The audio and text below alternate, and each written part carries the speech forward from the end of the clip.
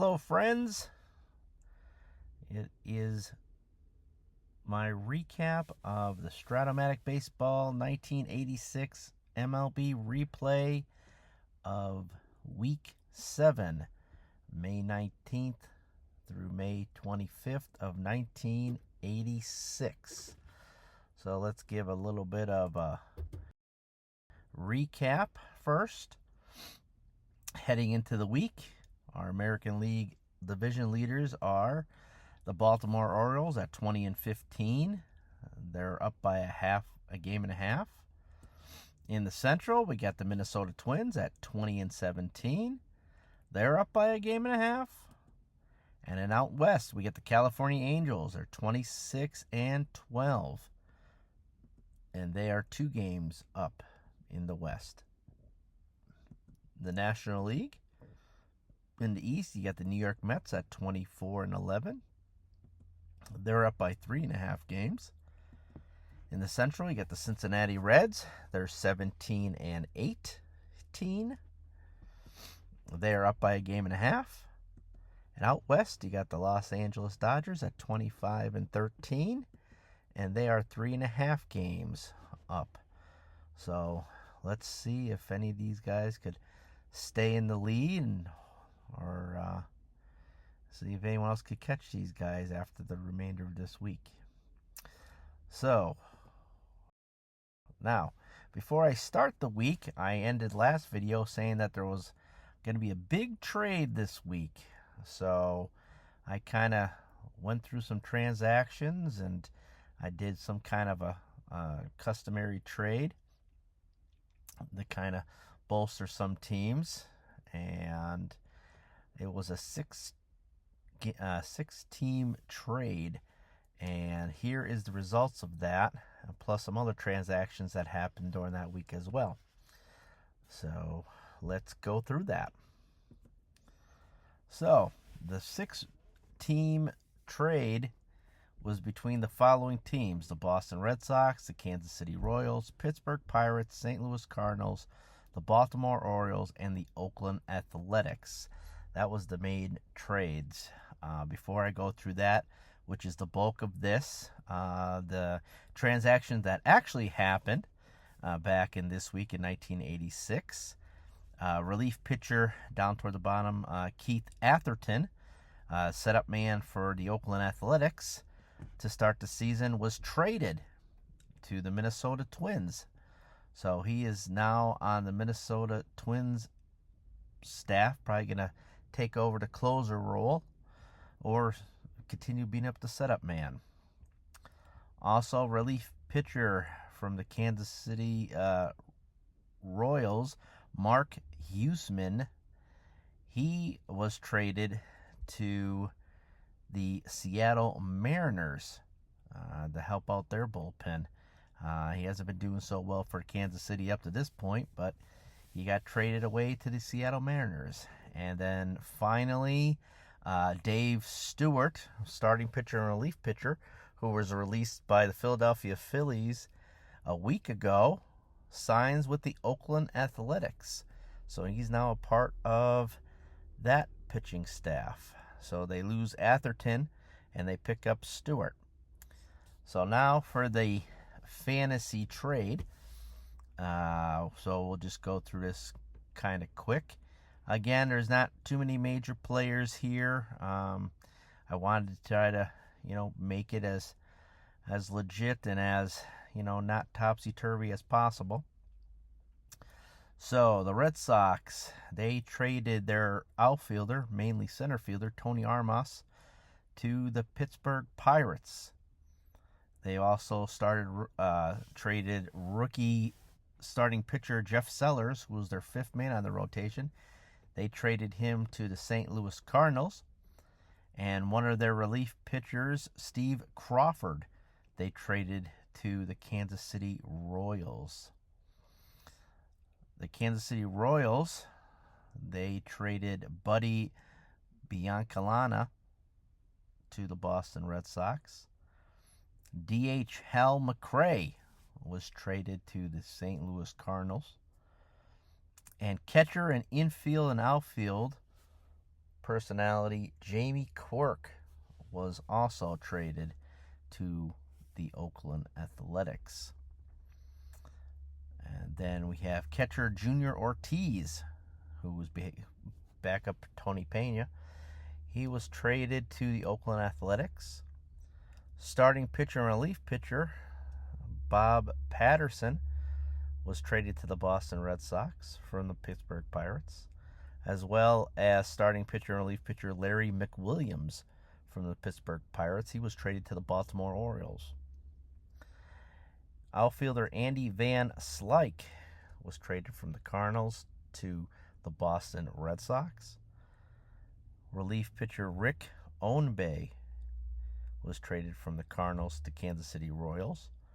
And third baseman Terry Pendleton was traded from the Cardinals to the Baltimore Orioles. The Baltimore Orioles traded right fielder Lee Lacy to the Kansas City Royals. They also traded third baseman Tom O'Malley to the Pittsburgh Pirates. And then second baseman Al Wiggins was traded to the Oakland Athletics. And then finally, the Oakland Athletics, if they didn't already have enough going on this week, they traded infield utility player Donnie Hill to the Pittsburgh Pirates. They traded their starting pitcher Joaquin Andujar, who was like their fourth man in the rotation, to the St. Louis Cardinals. And they traded Stan Javier, their outfielder, to the Baltimore Orioles. So those are a couple guys there that were, backups outside of Andy Van Slyke and Terry Pendleton and Lee Lacy. Most of these guys were either backups or a spot starter. So let's see what these guys can do. They were all traded on the 19th, so I made them all eligible to start playing on the 20th. So that was our trade for this week. There might be more. I'm not too sure. I'd like to at least to get some type of a trade for each team, but I'll look into that as we go along. So this was a quick 6-man or 6-team deal. All right, so let's get into it. Week 7, May 19th to May 25th, 1986. So we'll start off with Monday, May 19th. So we got the Minnesota Twins at the Boston Red Sox. Boston second baseman Marty Barrett hits a walk-off double in the 9th to help the Red Sox win 5-4. Kansas City's at Texas. Texas's 5-run first was enough to carry the Rangers to victory, 5-3. And then Cleveland at Toronto. The Blue Jays win a back-and-forth game late, 5-4. Only 3 games on Monday.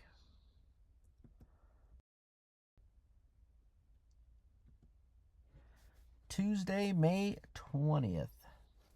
Chicago Cubs at the Atlanta Braves. Chicago Cubs starting pitcher Dennis Eckersley blanks the Braves 2-0. California Angels at the Baltimore Orioles. Baltimore shortstop Cal Ripken's 2-run homer late pushes the O's past the Angels 9-8.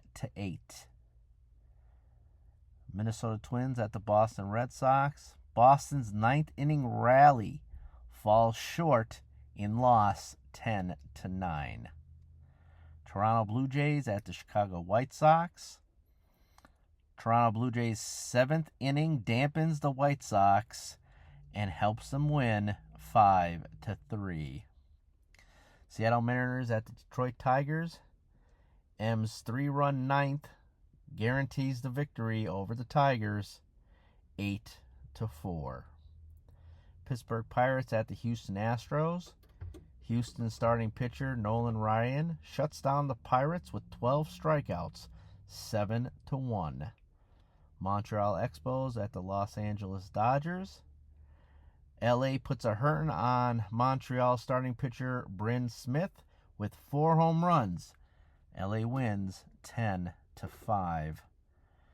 Cleveland Indians at the Milwaukee Brewers. Milwaukee's third baseman Paul Molitor has 7 RBIs in this landslide victory over Cleveland, 11-0. The Oakland A's at the New York Yankees. New York Yankee third baseman Mike Pagliarulo hits a walk-off homer for the Yanks in their win, 6-5. Philadelphia Phillies at the San Diego Padres. San Diego Padres closer Goose Gossage blows the save and then the game with a 3-run homer to Jeff Stone. Phillies win 4-2. New York Mets at the San Francisco Giants. New York's Mets starting pitcher Dwight Gooden. He deals, and the Mets get walked 8 times. And Gary Carter hits a long home run in a quiet 6-2 victory. Cincinnati Reds at the St. Louis Cardinals. St. Louis rally comes up short in the 9th in their loss 4-3. In the final game of the day, Kansas City Royals at the Texas Rangers. Kansas City's 9th inning rally not enough. Rangers hold on 3-2.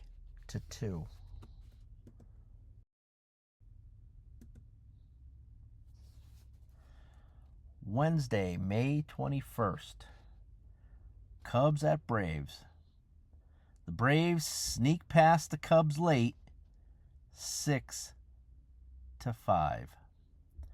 Angels at Orioles. California first baseman rookie Wally Joyner's solo homer in the 9th seals the deal.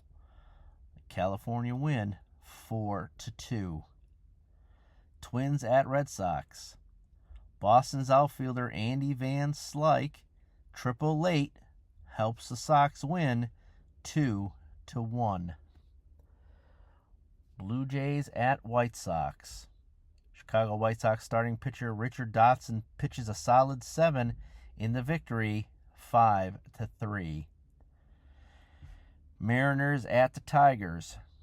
Detroit hits 3 home runs in 2 innings, which helps sinks the M's 7-3. Pirates at Astros. Houston's closer Dave Smith blows the save and victory with a 2-run homer in extra innings. Pirates win 3-2 in 11. Expos at Dodgers. Los Angeles starting pitcher Fernando Valenzuela limits the Expos to 2 runs and helps the Dodgers win 7-2. Indians at Brewers. Cleveland second baseman Tony Barnazard's 3-run homer carries the Indians over the Brewers 7-1. Oakland A's at the New York Yankees. Oakland center fielder Dwayne Murphy's 2 home runs and RBIs carries the A's over the Yankees 6-2. Philadelphia Phillies at the San Diego Padres. San Diego closer Goose Gossage has another rough inning, but is able to hold off the Phils and gets the save. Padres win 6-5. Mets at Giants. New York Mets starting pitcher Ron Darling 6 hits the Giants in their victory 6-0. Reds at Cardinals. Cincinnati Reds starting pitcher Tom Browning pitches a gem through 8 innings and helps the Reds win 6-2. And in the final game of the day, Royals at Rangers. Texas's 4-run fifth dooms the Royals. Texas wins 5-3.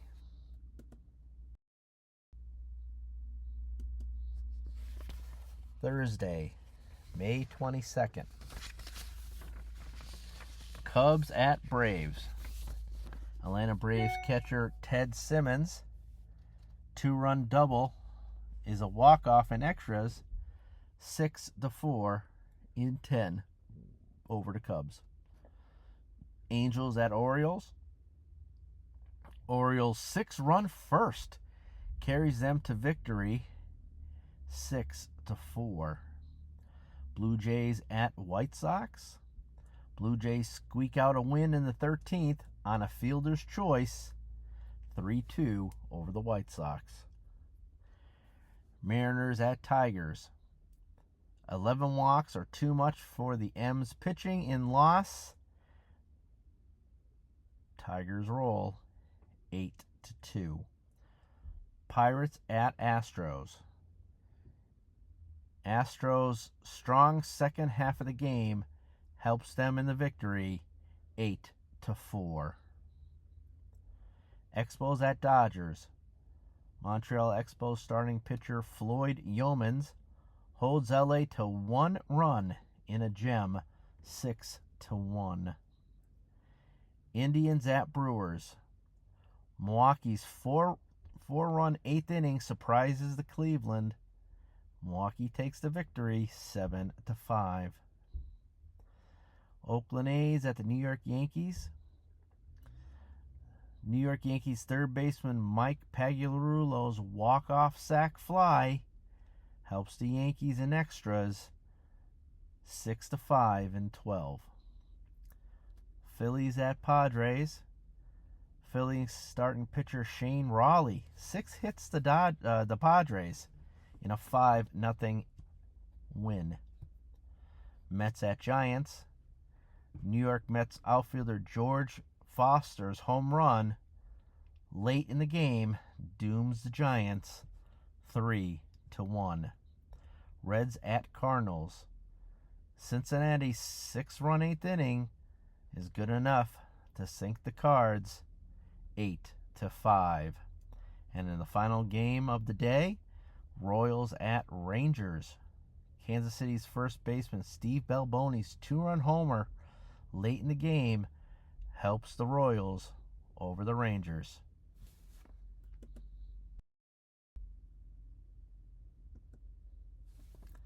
Friday, May 23rd. Astros at Cubs. The heart of the Astros lineup collects 7 RBIs in the win, 12-2. Blue Jays at Indians. Cleveland's first baseman Pat Tabler's 5 RBIs carries the team to victory 11-2.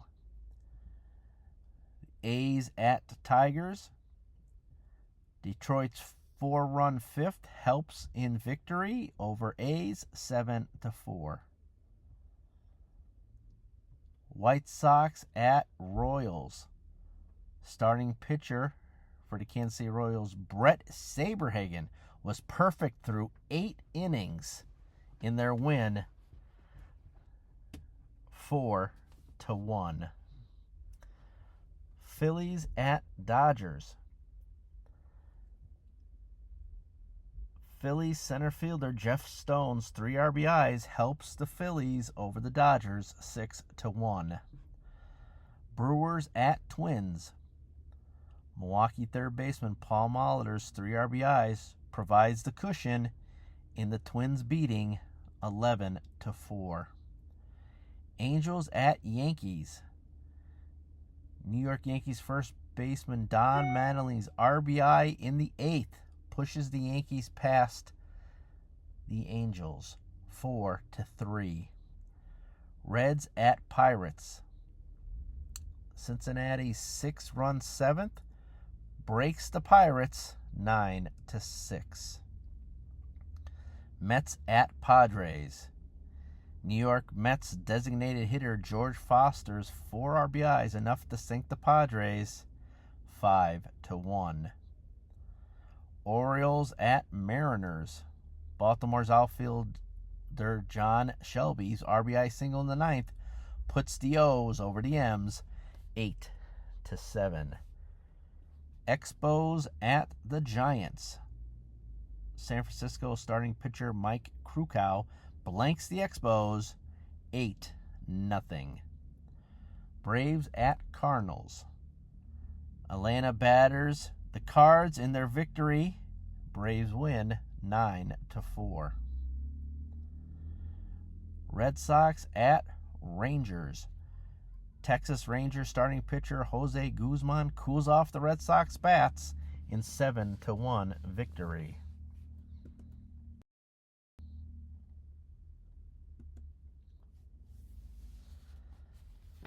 Saturday, May 24th. Astros at the Cubs.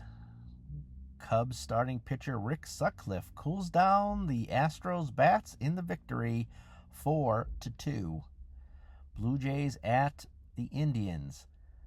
Cleveland's catcher Andy Allison's walk-off two-run homer helps the Indians over the Blue Jays 5-3. Athletics at Tigers. Detroit Tigers starting pitcher Jack Morris shuts the door on the A's and helps his team 5-1. White Sox at the Royals. Kansas City Royals starting pitcher Charlie Leibrandt limits the White Sox to only 2 runs in their 5-2 victory. Phillies at the Dodgers. Los Angeles starting pitcher Orel Hershiser cruises over the Phillies in a 9-1 victory. Brewers at Twins. Minnesota shortstop Greg Gagne has a walk-off fielder's choice in the 9th. Twins win 3-2. Angels at Yankees. The Angels bats still can't figure out starting pitcher Joe Niekro as he pitches a gem in a 5-3 victory. Reds at Pirates. The Pirates' 4-run 7th inning stops the Reds' winning streak 7-3. Mets at Padres. The Mets staff holds off the Padres and keeps them in check. Mets win 6-2. Orioles at Mariners. M's beat the O's in a back-and-forth game. M's on top 7-5. Expos at the Giants. Expos come through late in their win 7-5. Braves at Cardinals. St. Louis's Cardinals starting pitcher John Tudor has one of his best pitching performances of the year, and he blanks the Braves in a Cardinals 1-0 victory. And the last game of the day, Red Sox at the Rangers. The Rocket Clemens is defused in Texas. Rangers win 3-1.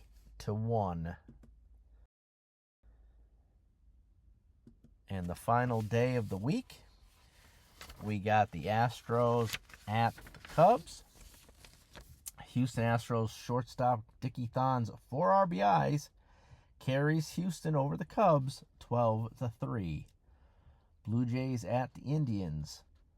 Toronto center fielder Lloyd Mosby's 2-run homer in the 9th puts the W in the win column for the Blue Jays 3-1. The A's at the Tigers. The heart of the Tigers lineup collects 7 RBIs in the smashing win 12-1. White Sox at the Royals. Costly errors early dooms the White Sox in Kansas City. Kansas City wins 3-2. Phillies at the Dodgers. Phillies 4-run third enough to hold on to the victory 5-4. Milwaukee at Twins. Minnesota's backup catcher Jeff Reed's 3-run homer walks it off in the 9th 4-1. Angels at Yankees. The Yanks bats crush Angels pitching yet again in a 13-4 drubbing. Reds at Pirates. Cincinnati Reds starting pitcher Mario Soto has his best game of the year and holds the Pirates to just 1 run in the 5-1 victory. Mets at Padres. San Diego Padres sends Doc Gooden to the ER in a beating. San Diego 12-3. Baltimore Orioles at the Seattle Mariners. Bottom of the Baltimore lineup collects 8 RBIs in drubbing of the M's. Orioles win 13-4. Expos at the Giants. Plain and simple, the Expos destroy the Giants. The Expos win 19-8. With that game there, Montreal has scored the most runs in any game this year, previously held at 16 by the Red Sox and the New York Mets.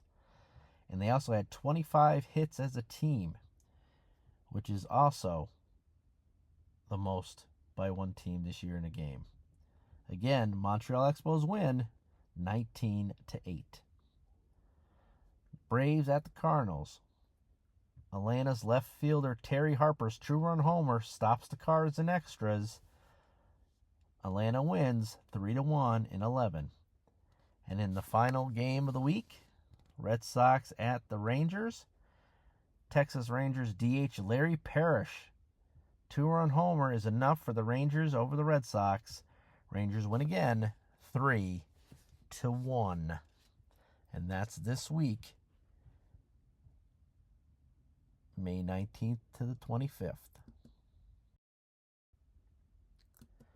And just a quick summary of Week 7. We got the top teams for the week.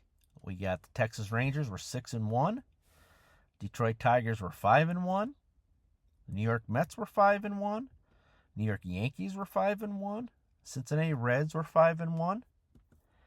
And the not top teams of the week, California Angels were 1-5. St. Louis Cardinals is 1-5. Oakland Athletics were 1-5. San Francisco Giants were 1-5. And the Chicago White Sox were 1-5. So there's your top 5 teams of the week and the bottom 5 teams of the week for Week 7, which is May 19th through May 25th. Now for some standings in the American League. We'll go through this kind of quick. We got the East. We got the Orioles still in first. They're up by a half game. Yankees are on a current 4-game winning streak, so they kind of closed the gap to a half a game. In the Central, the Twins keep on chugging along, but the Royals and Tigers, they had a pretty good week. Royals won 4 in a row. Tigers won 5 in a row. The Royals are a game back, and the Tigers are catching up. And in the West, we got a new change. The Texas Rangers jump over to California Angels. The Rangers are up by 2.5 games, and with the best record in the American League at 29-14. So that is your American League standings as of Sunday, May 25th. And let's check out the power rankings in the American League. The Rangers are now the best overall team, with the Angels being in second, Orioles third, Yankees fourth, Twins fifth, Royals sixth, Indians seventh, Blue Jays eighth, Athletics ninth, Red Sox 10th, Tigers 11, White Sox 12, Brewers 13, and the Mariners in 14th. So there is your power rankings from 1 through 14. And looks like the American League West and the American League East have the top 4 spots, with the Central having the 5th and 6th spot. So let's head on to the National League.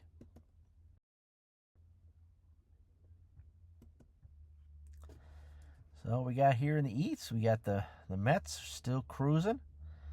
They're up by 5.5 games.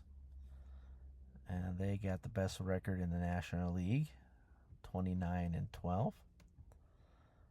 And in the Central, which was all below 500 to start the week, And we got the Reds, who are just chugging along too. They've increased their lead over the Cubs by 4.5 games.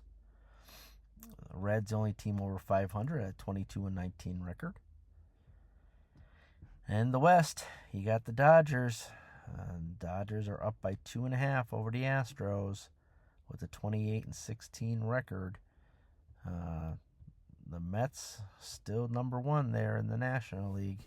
So let's head over to the power rankings.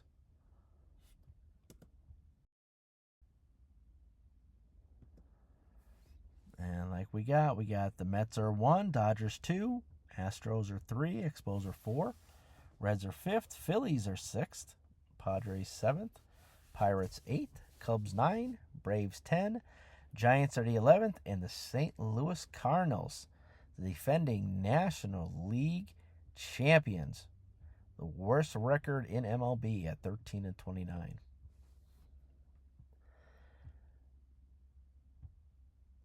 So here's some team batting stats as of the 25th in the American League. I have some things highlighted. Those are probably the best in each category. Strikeouts and errors, of course, we want them a little bit less. So looks like the Red Sox don't strike out that much compared to everyone else. And the Rangers don't have as many errors in the field compared to everybody else. But the Indians still batting over 300. If their pitching staff would help them a little bit, they might get themselves in better position. But 304 as a team, not too bad. So I'll have you guys take a look at that. You can put this on pause, read over what we got here. So now let's continue. We're going to continue to the team pitching stats for the American League. Same concept. Have everything highlighted here.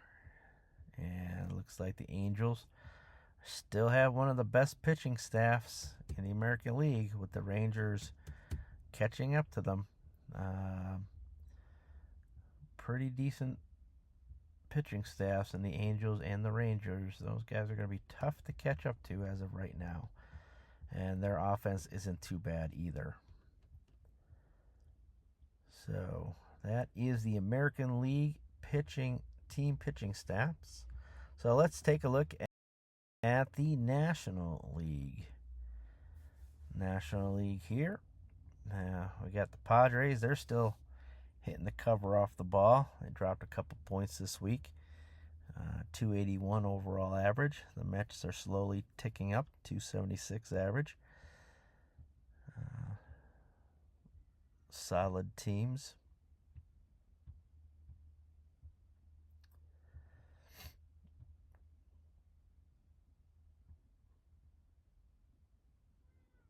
So let's head over to the National League team pitching stats.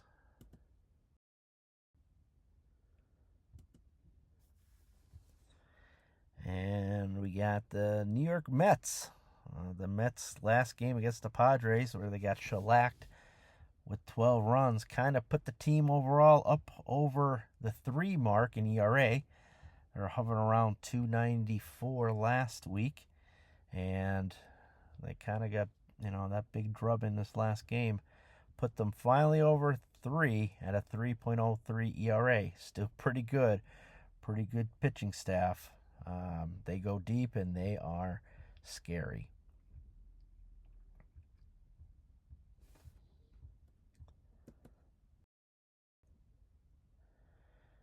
Okay, now for the list of players that made the disabled list this week in the American League here. I'm not going to go through every one, just pick off a couple of major players. Joe Carter will be coming back to 26 after 8 games. Paul Molitor, this is his 3rd or 4th time on the DL this year. He's only out for 2 games. Kirby Puckett, I believe this is his 3rd time on the DL.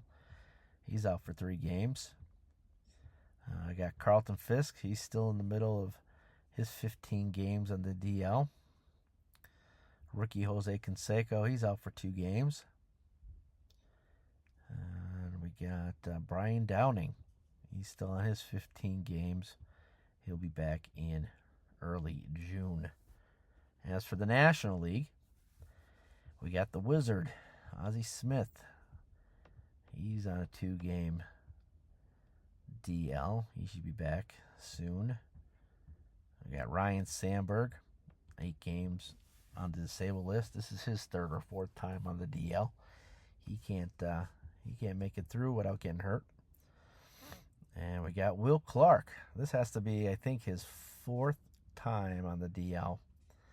He's in another 8-game stint. I think every one this year has been 8 games. So not having that great of a rookie season, Will Clark. And then our favorite, Claudell Washington, gets himself hurt yet again.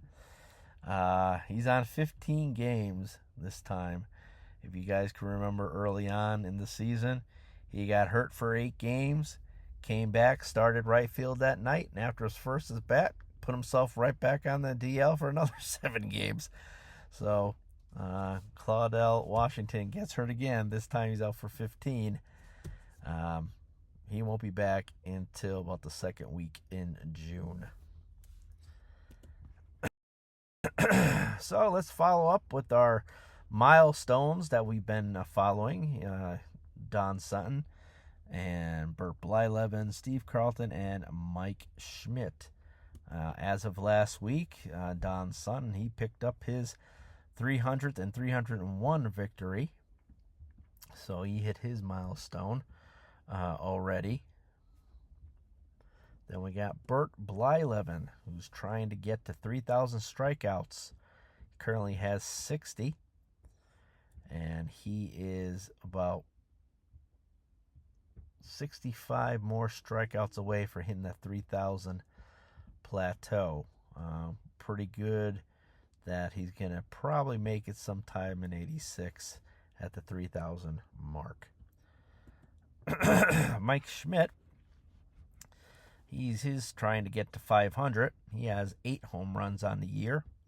He's had two long stints on the DL, 8 and a 10 game. So if he can stay healthy, it's possible that he might be able to meet the 500 by the end of the year. And finally, we got lefty Steve Carlton. He is trying to get the 4,000. He is 32 strikeouts away. Again, I think he's going to make that this year. He's averaging about 6 strikeouts per start. So maybe by the All-Star break. So those are the 4 that were major milestones that we're trying to follow this year to see if they could break them. Say Don Sutton already did that, or is waiting for Blyleven, Schmidt, and Carlton. So let's go to the American League stat leaders as of the end of the 25th. And I'll go through this pretty quickly. Rookie first baseman Wally Joyner is definitely having a good season. 377 batting average. Is second in the league in home runs and 5th in the league in RBIs. Is the only man right now that's in the top 5 for the Triple Crown. So Joyner keeps it up. Might be possible twofer. Might be definitely good candidate for Rookie of the Year. And if he could bring up some of his RBI stats and finish in the top 2 in the Triple Crown or win the Triple Crown, might be able to notch an MVP as well. And then we got Gary Pettis, who has 44 stolen bases. And then as for some pitching stats, we got Moose Haas for the Oakland A's. He's the 5th man in their starter, and he's just been lights out with a 1.62 ERA. We got a couple 8-game winners, Tom Candiotti and Dennis Rasmussen. And as for strikeouts, the Rocket, even though he got beat last start, leads the league with 80 strikeouts. And Donnie Moore, California Angels closer, 16 saves, It's pretty much lights out once he gets in the game. Let's go take a look at some of the NL stat leaders. And a little bit of a shake-up this week. We got two Expos tied for first place in batting average with Andre Dawson and Tim Raines at 344. Steve Sachs had a two not-so-great games, which dropped his average down. He's at 343. Home run-wise, it looks like Pedro Guerrero of the Dodgers, he's having a decent season hitting the ball over the fence. But his average is like 220, though. So either he hits a home run or gets out. And then George Foster, he's having a comeback season. That's 12 RBIs for the Mets. And he also leads the league in RBIs with 37. And then as for stolen bases, we got Speedy Vince Coleman. Has 48 stolen bases. He's currently batting .203. So if he could get on base a little bit more, he probably might even have a little bit more stolen bases. So the limited times that he gets on base, he's stealing. So if 48 stolen bases isn't too bad. He's on pace to break the season record for most steals in the National League and overall. Pitching-wise, Mike Scott, his ERA is still under 1 at a .93. His last two starts were kind of shaky with a loss and a no decision. And then New York Mets, Sid Fernandez, he's having a good season at 1.61. Players with 7 wins. You can see Scott's compadre there, Nolan Ryan, has 7 wins, along with Bob Welch, Sid Fernandez, and Rick Aguilera. Strikeouts, you got both of the Astro starters, Scott and Ryan at 79 and 76. And then for saves, you got John Franco, the Cincinnati Reds, with 13. So that is our top 5 from the 4 major categories for this week in the National League. So to continue on what we did last video, we looked over the National League West. We went over some stats and some quick insights over them. So we're going to continue, and we're just going to roll on into the National League Central. And this is currently what the standings look like. We got the Reds in first place by 4.5 games over the Cubs. Braves are 6 behind. The Cardinals are 9.5 behind. The Cardinals just can't get it done this year. I don't know what it is, but they can't win at home. They can't win on the road. They don't get enough. We'll investigate them more once we get into their stats to see what's holding them back. So let's start. Let's start with the Atlanta Braves. So we're going to go and do some batting stance here. We'll go through a couple of markers here like I did last time. The green players' names are considered to be rookies. The players that are highlighted in yellow along with the whole column, those guys are currently on the DL. And any players that are in purple, these are players that eventually will either be traded to the team or sign in free agency. So they have yet to be a part of the Braves. I do have the dates when those transactions are supposed to happen. And then all the way on your far right, where you see the red G, those are the actual games played during 86 by all of these players here. These are the games that were played with the Braves. So that's a good indication of me when I'm going through the season to kind of get close to using their averages around the games that we've been playing. The Braves overall, Their top two guys, Bob Horner and Dale Murphy, 318 and 305 batting average. I don't know what's wrong with these guys. These guys have a pretty decent lineup. It's just they can't get any hits. You go here, you'll see a lot of sub 200 players in the batting average. They can't get any hits. And again, all their power numbers come from Murphy and Horner. So pretty much, if you shut those two guys down, the team's not gonna hurt you. So they have no speed. They only have 13 stolen bases at 20 tries. So that kind of hurts them a little bit too. So they definitely can't hit the ball as a team, hitting 239 as a team. So might have to inject some life in these guys, maybe get a trade or two to get up one or two American League DHs to kind of prove some power. But overall, the Braves, they can't do anything with the bats. Now, as for the pitching staff, their pitching staff isn't awful, but their one bright spot is David Palmer, who's a 4-3 and a 2.15 ERA, which is within the top 5. But as you can see there, their team ERA overall is 4.39. So their average, their team's giving up 4 to 5 runs a game. They can barely score 1 or 2. That's going to lead to where we're at here. So if their bats would do a little bit better, it might help the pitching staff slightly. But who knows? Their bullpen is pretty blighted. They only have 3 relievers, with Jeff Denman, setup man Paul Ossenmacher, and closer Gene Garber.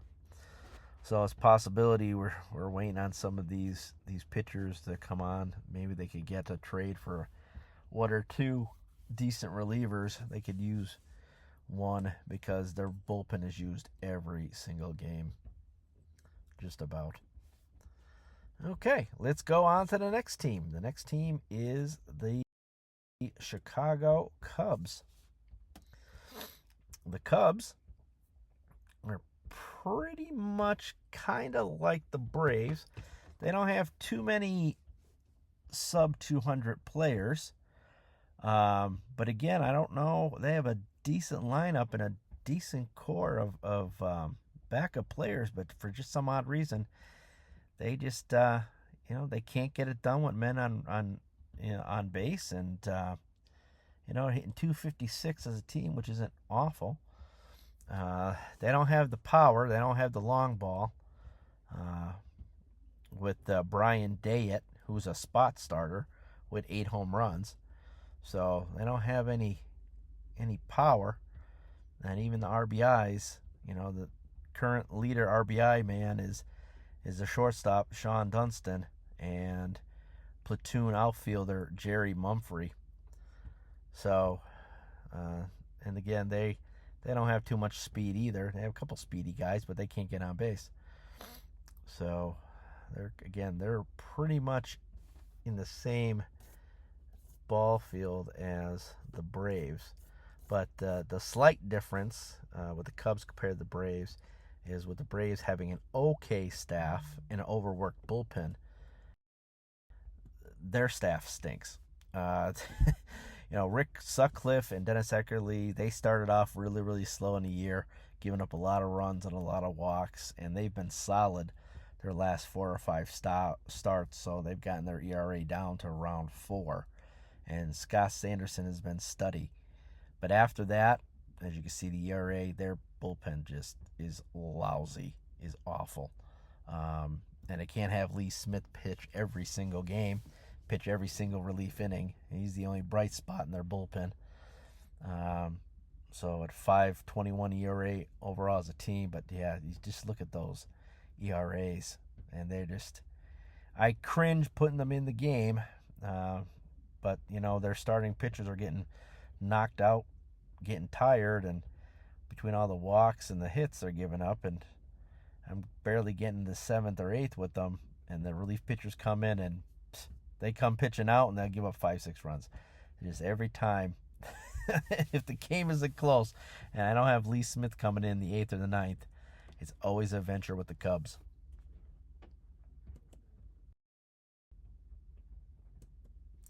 Now we got the Cincinnati Reds. First place Cincinnati Reds. Good team, good young team.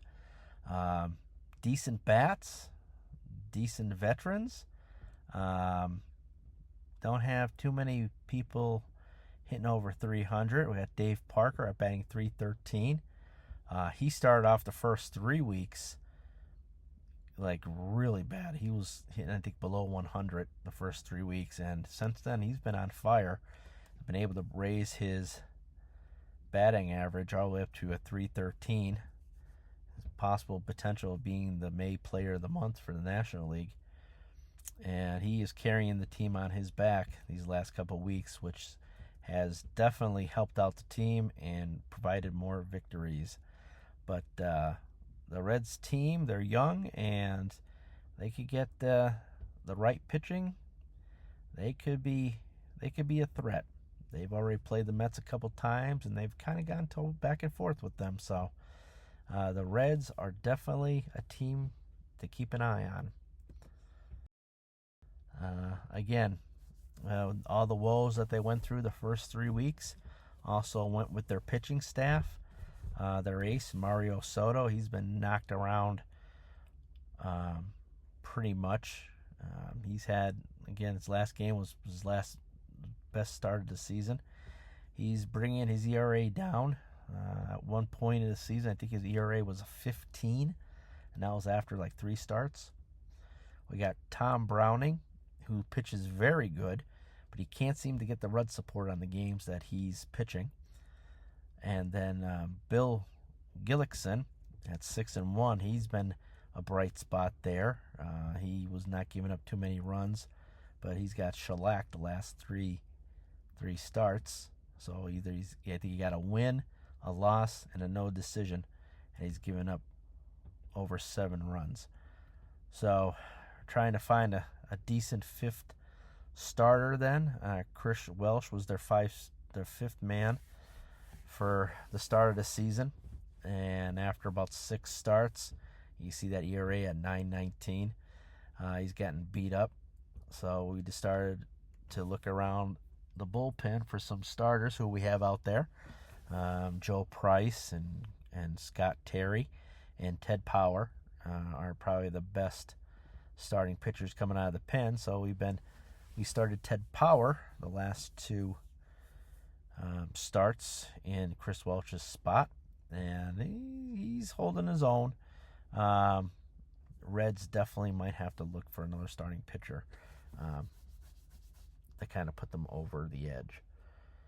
So, and then finally, we got the St. Louis Cardinals, the defending National League champions, who were picked early in the season by myself to potentially repeat and definitely win the Central. They are in last place in the Central, and they have the worst record in the league this year.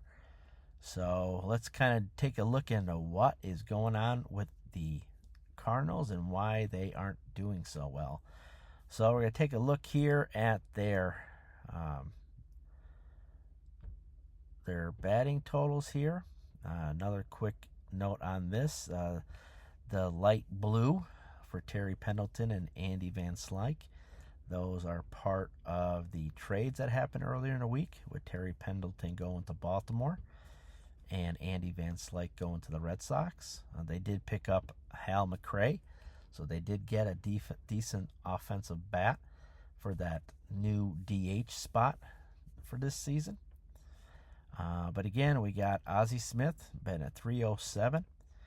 And it's kind of in hit or miss with the rest of the team. Either they're in the high 270, 280s, or they're around that Mendoza line, the 200 or so. As I said, there's Vince Coleman hitting 208. I thought it was 203. Again, the guy's on base. The guy can steal 48 stolen bases. The guy is a threat every time he's on, but he just can't get on. He does lead the team in walks with only 19, but still, that's not that great out of 178 at bats. So our leadoff man, if he could get on more, might be able to help these guys. But as you could too see down all the way down the right-hand corner, they've had a total of 29 men left on base, which is not getting the job done. And their RBI leader is Tito Landrum. He's pretty much mainly a backup outfielder. He started the season red hot, so he kind of took over Andy Van Slyke's spot in the order. He's a pretty good defensive player too. So he's just been rolling, and he's been their bright spot in their offense. Jack Clark hitting 178. He just can't do anything. He's not hitting the ball well. He can't hit a home run to save his life. I think he only has 2 or 3 this year. And he's just not doing it.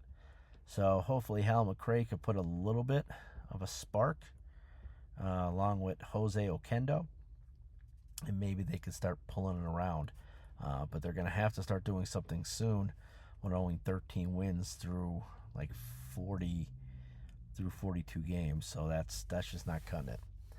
Now, as for their pitching staff, their starting pitchers are actually okay. Like, they're not awful.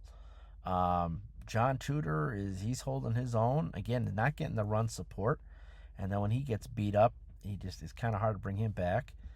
Danny Cox is definitely their best starting pitcher by far. He shuts the opponents down, but again, the Cards cannot get any runs in, and he has a 4-5 record. Bob Forsch is not too bad. Again, he can't get any support. And then in the trading, they picked up Joaquin Andujar, who was a Cardinal, and then went to Oakland and got traded back to them.